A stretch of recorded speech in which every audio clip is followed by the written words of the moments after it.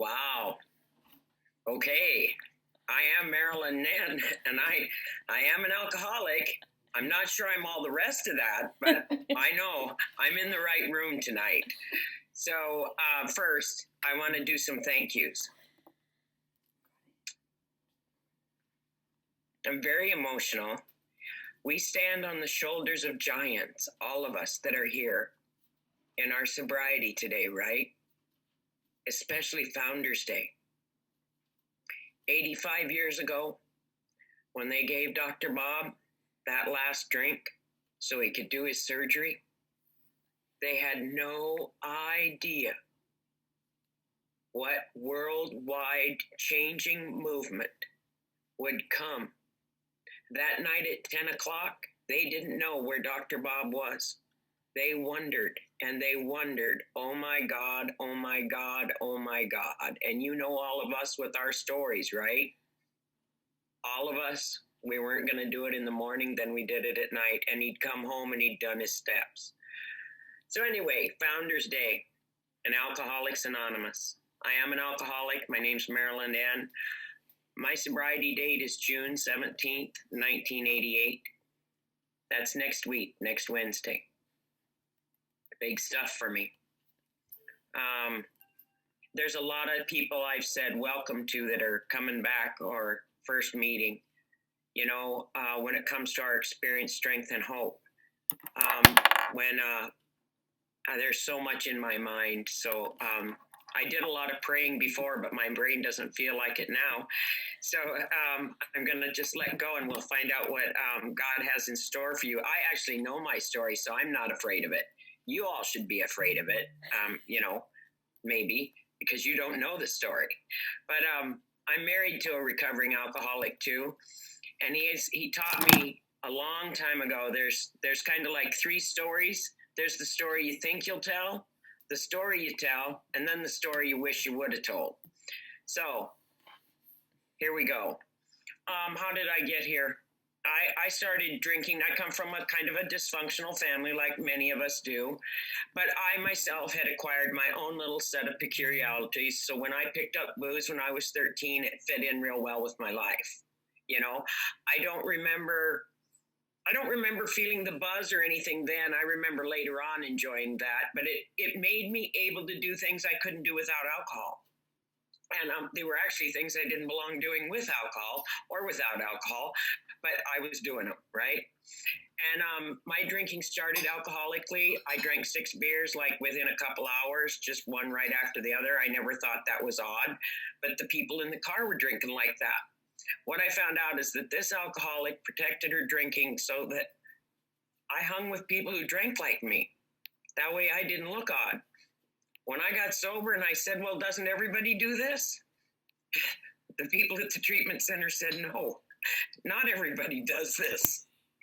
But anyway, I managed to get through school. I'd coped as a child by hiding in words and hiding in books, and books are a big part of my story. I read a book, and then that saved my life for a couple of weeks till I got drunk again and I needed a new book routinely. But I did do well in school. I did well enough to get a free ride to college, and I actually made it through college. I got a degree in business. I majored in business, but I got a degree in alcoholism. You know, by the time I graduated, I was in blackout drinking every night. And I was so inept with social skills due to the way I'd consumed alcohol. I actually couldn't look for jobs like what college graduates would look for. So somebody offered me a job in my small hometown. So I went back to it and I was a checker. And that protected my disease a lot. I had enough money to drink really well. And I used to pretend I was a connoisseur of wines. And I would shop every Tuesday for my day off on Wednesday. And I would discuss with the liquor store owners what kind of wines I should buy. Now, I would buy 4/5 of wine, and I was only buying them for Mary. I didn't share these bottles of wine with anyone. This was for Mary. But anyway, that went on for a period of years. And by the time I was, I guess the first time I came into, in 84, I'd passed a moral line in my life, like many of us do. And I said to God in my heart of hearts that if I drank again, I was going to do that behavior again. And so I knew I couldn't drink again.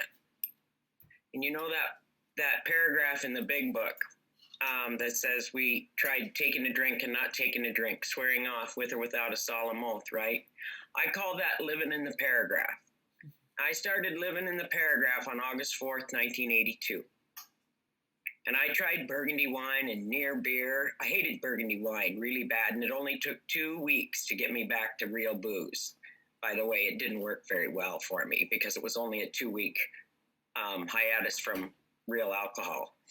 But I read a book, and it was the games alcoholics play. And this was in the fall of '85. And it talked about all sorts of stuff. And it mentioned the word Al-Anon, and it mentioned alcoholics. There was only, I went to this woman that was an Al-Anon black belt that I worked with. And I said, what do I do if I'm both of these people? Mm. And she said, you have to go where you save your life, Mary. And it was about 5 weeks later, I walked into the rooms of Alcoholics Anonymous in Broadus, Montana for the first meeting on February 5th of 1985. And you know that room, I was 27. There was a 23-year-old, a 22-year-old, and a 17-year-old in that room. We had no timers, but they had the big book of Alcoholics Anonymous, and they read the stuff we just read. And you know, for the first time in my life, I was home. I was home. I knew I'd made it to the right place. And I went back every week for 4 weeks. And then in that 4th week, that 17-year-old girl talked about cutting her hair and not cutting her hair and cutting her hair and not cutting her hair. And she talked about it a lot. I thought the whole meeting. I'm not sure now. What I know today, I know 2 things. I know I wasn't ready yet, right? Because I walked out of there saying they don't want what I want. So I went off on my own journey to be a 90-day wonder and work the 12 steps all by myself. Very not good. Don't go making amends for stuff people don't even know about. Don't do that. But I did it backwards, and I only got like 93 days without drinking. And then something presented itself in my life I didn't know how to do without booze. And I did it with booze. Right? I didn't seek out those 3 people I'd met. I didn't look back at that blue book. Nothing.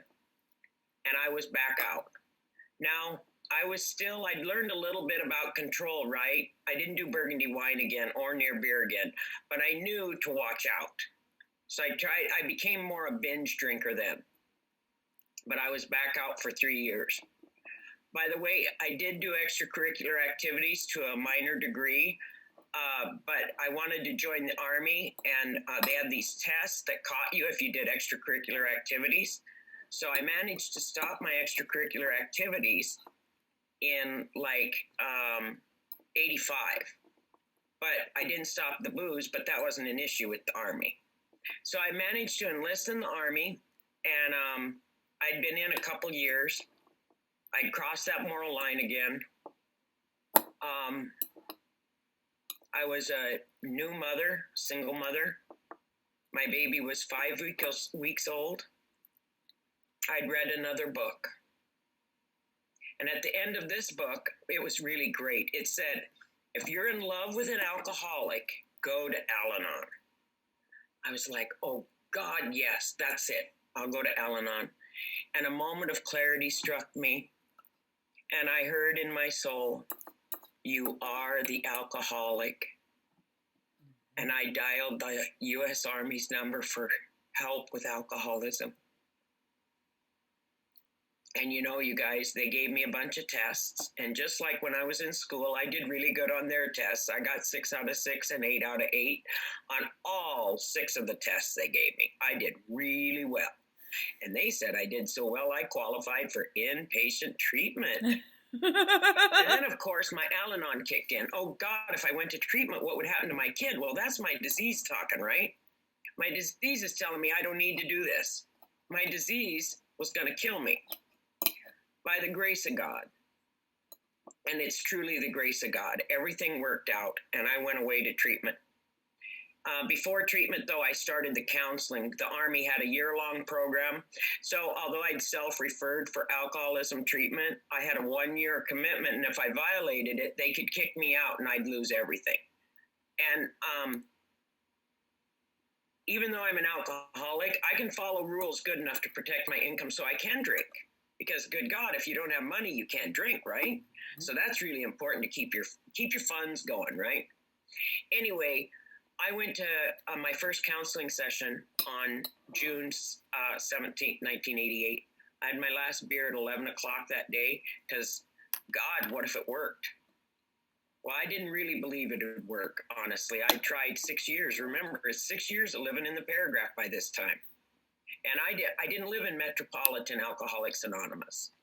I lived where there was one meeting a week, and there's in those years, in the 32 years I've been sober, there's been a few years that little town didn't have a meeting at all. A man rode 78 miles on his bicycle once a week to take a meeting into this little town. He did that for 2 years. Anyway, I started the counseling and flew down to treatment 2 weeks later. And that was on a Thursday. And on Friday night, they line us all up and put us in a bus and take us out to an AA meeting. And I'm like, why am I having to go to Alcoholics Anonymous? Because I'm like 30 and I know everything, right? And I've already been there and it didn't work. And then I sat down in the meeting. And by the grace of God and the way the program works, of course, they did a first set meeting, right? Because every 2 weeks they had all these new treatment center patients coming in from the Army. And we were all the forces. But anyway, you know, in that room that night, I did 1, 2, 3. Didn't know it.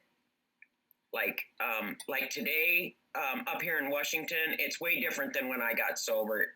It's just completely different than what I did. So I don't sponsor the same way they do up here. But for me, I knew I had a problem. They asked me a few things. I remember them talking about the first drink concept. And there was like little cosmic blow-ups in my, you know, like we see in the cartoons, right? They were just like shooting off. The first drink? You mean it's not the 4/5 I was buying those Wednesdays? No way. It had to be the 2 cases I drank, right? And they got me convinced of the first drink. And then I was like, you know, well, I am 30. And what about my wedding? And what about when my children get married? And what about? And they said, do you think you could do it just for today? Well, you tell an alcoholic some kind of challenge like that. Well, yeah, I can do it for today. You know, I had no idea what that would mean over time. What just for today could mean. Anyway, those were 2 of them, and there was many others. There's 4 of them I usually remember, but those were my 2 big cosmic things. That was on Friday night. Monday, I walked into my first counseling session. I said, I know what I've done wrong. I didn't go back to Alcoholics Anonymous. I made a commitment that Monday that I would never leave Alcoholics Anonymous. That does not mean I've always been able to be in meetings. I was a soldier. And they educated me in treatment that there could be times and assignments and places I might serve that I might never, ever see another recovering alcoholic, and that I had to learn that sobriety at any cost and above all other things was what I wanted. Above my son, above everything, that it was sobriety was it. And they told me about Loners Internationalists, you know, where you can be in touch with people have lived sober on the sea all by themselves and gone and done things. So I believed them. What I bought into when I was in that treatment center and in that meeting, and since then, is AA's got a solution. For me, I did start working the steps. I guess I did 4. The woman I did my 5th step with is in this meeting tonight. And I don't know how you all felt about your 5th step, but, feeling like, oh God. And my story today I don't know if she remembers it this way. I'm not checking either. So, but I just remember, yeah. So I wasn't as bad as all that, right? But anyway, this woman also influenced me greatly in my first home group. I think it was one of the first 3 meetings. There's 3 things that I memorized that she did that absolutely rocked my world. After 30 days of sobriety in the treatment center, where you learn to discover who you are, right? You discover recovery, but real recovery is here in these rooms. And I remember she was talking about being willing to go to any lengths. And then she talked about how when she was new, they told her, if they told her to stand on an anthill with her tongue in an anthole, she would have done it. And I was like, wow. And in 32 years, nobody's asked me to do that. So you know what? I haven't found it necessary to go back out either. But anyway, she also was able to recite that paragraph, that living in the paragraph. She would recite that in her shares. But she always finished it with ad nauseum. And that was my way, because I'd made myself sick. I was sick and tired of being sick and tired. And then she did the 3rd step prayer. And folks, I grew up in a particular faith that had particular ceremonies and systems and all sorts of stuff. And I happen to have loved it. Didn't keep me sober, didn't keep me from being an alcoholic. But when I heard that 3rd step prayer, the way it's written in our big book on page 63, it absolutely changed my life. I had never once thought about doing the will of God. I'd known to know, love, and serve my God. But I'd never thought about asking God what his will was for me today. And then complying. Now that's been the 32-year journey, trying to comply. But anyway, when she said that, I went home and I looked that up and I memorized that. I really did. So I did my 4th and my 5th, and then I 6th and 7th and 8th and 9th. And for me, I'd started doing step 10 when I started, page 84 to 88. When I got to that first home group and I learned about page 84 to 88, man, my world was rocked when I read this sentence. What could I pack into the stream of life? I'm the kind of woman what are you going to pack into the stream of my life? Why hasn't the world given to Mary? Poor Mary, poor me, pour me a drink, right? I had a ring around my butt. I was always on the pity pot. There were 2 topics that went on in my home group. Whenever they'd say, has anyone got a topic? I'd be like, I'd share, and it would always be either resentments or relationships. They never told me I had a resentment. They just always shared on it. Took me 25 years to figure this out, you guys. I didn't figure it out right away. So anyway, how am I and why am I here tonight? And that's pretty much my steps. As I do 10, 11, and 12, right? What does 12 look like for me? In this time of, it's looked like a lot of different things. I grew up in a group that did the responsibility statement right in every meeting.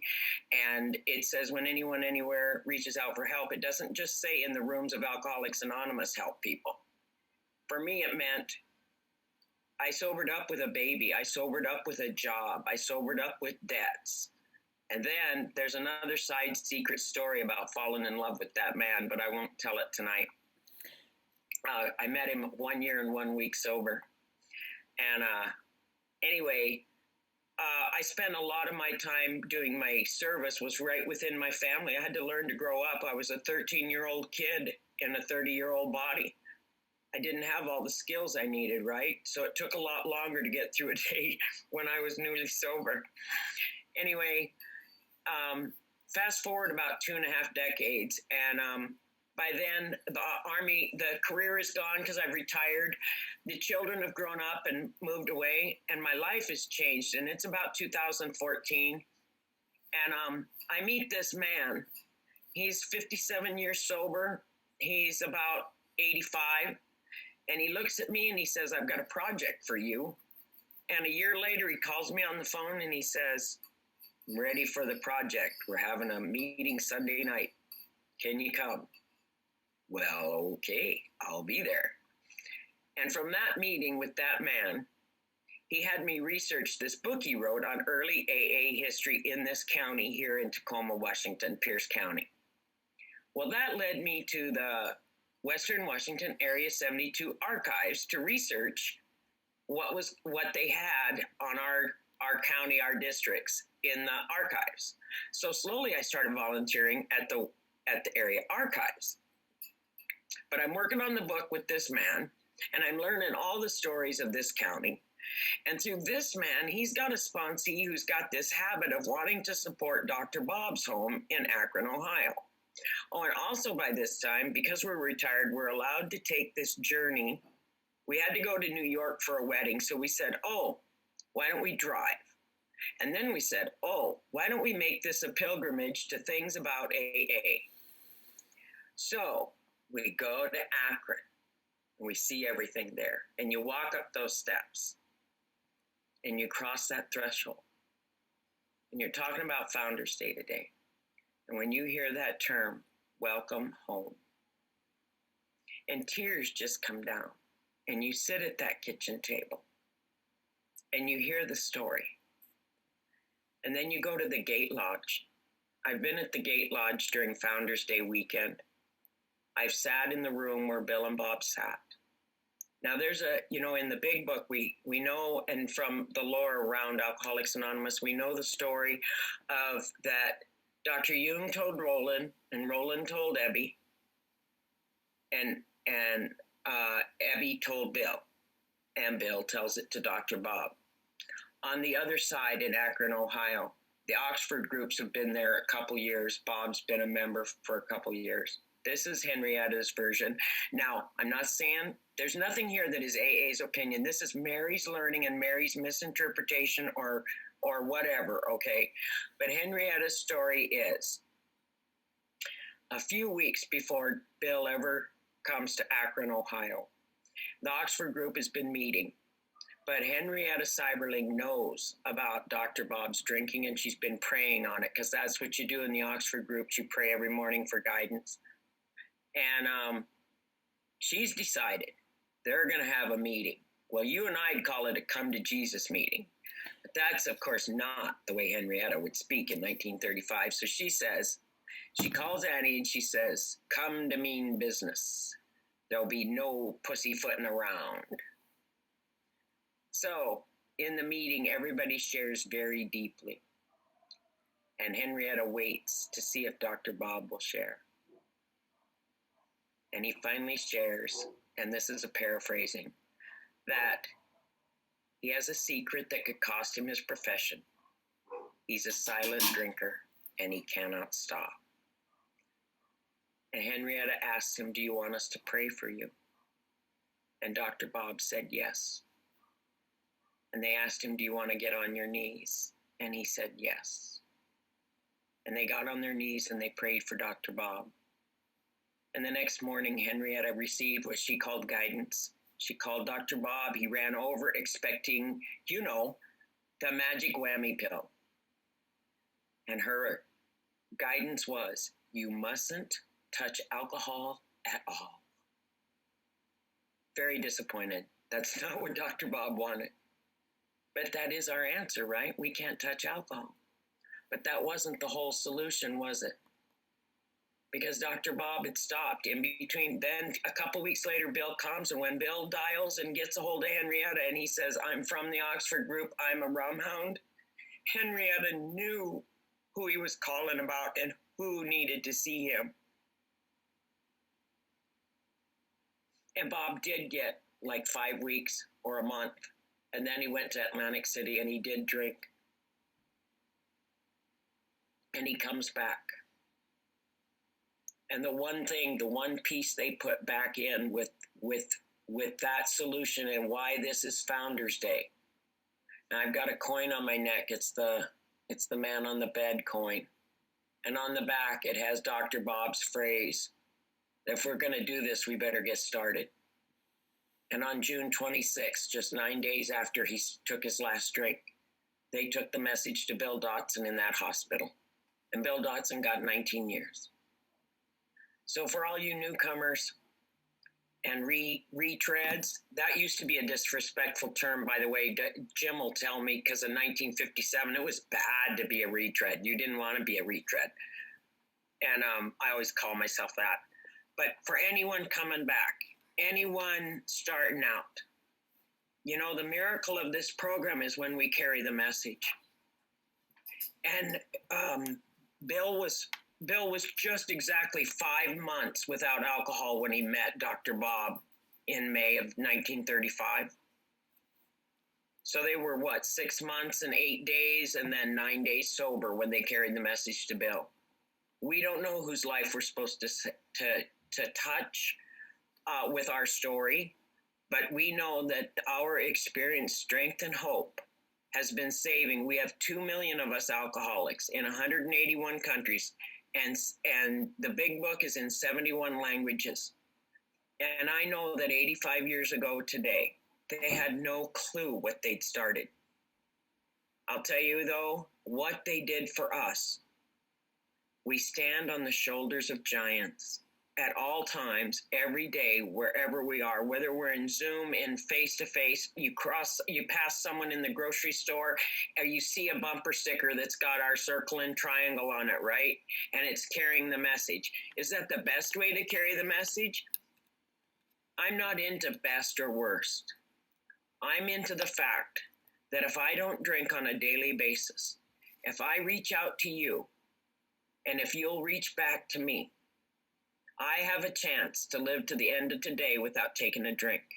And there's nothing more important to this alcoholic at any time or any place, no matter what kind of tantrum I'm throwing, or when I call my sponsor and I'm on a cliff about somebody, you know, because that's what I call it now. I have cliffs and you have to walk me back off them.